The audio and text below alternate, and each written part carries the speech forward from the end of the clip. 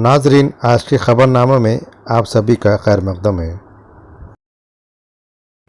नांदेड़ ज़िले में मुसलसल 4 दिनों से कोरोना मरीजों की तादाद में इजाफा जारी।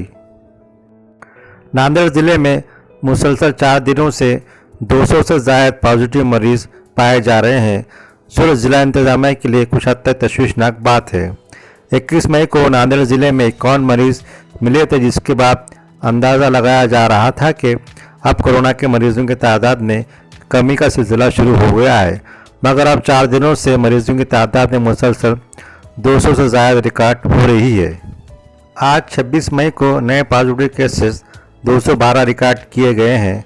इससे कबल ज़िले में सबसे ज़्यादा मरीज़ 16 मई को 233 रिकॉर्ड हुए थे, जिसके बाद पॉजिटिव मरीजों की तादाद में कमी का सिलसिला शुरू हो गया था।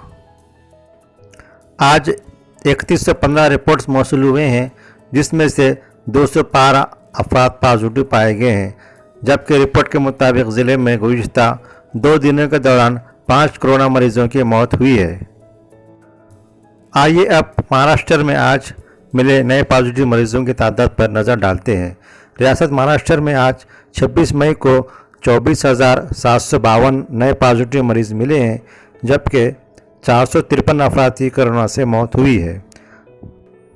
रियासत में सातारा जिला सबसे ज़्यादा मुतासिर बताया जा रहा है, जहां पर आज 2156 अफराद पॉजिटिव मरीज़ मिले हैं, जबकि 40 मरीजों की मौत भी हुई है।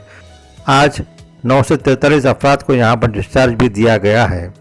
फिलहाल सातारा ज़िले में 20,000 से ज़ायद मरीज़ अपना इलाज करवा रहे हैं।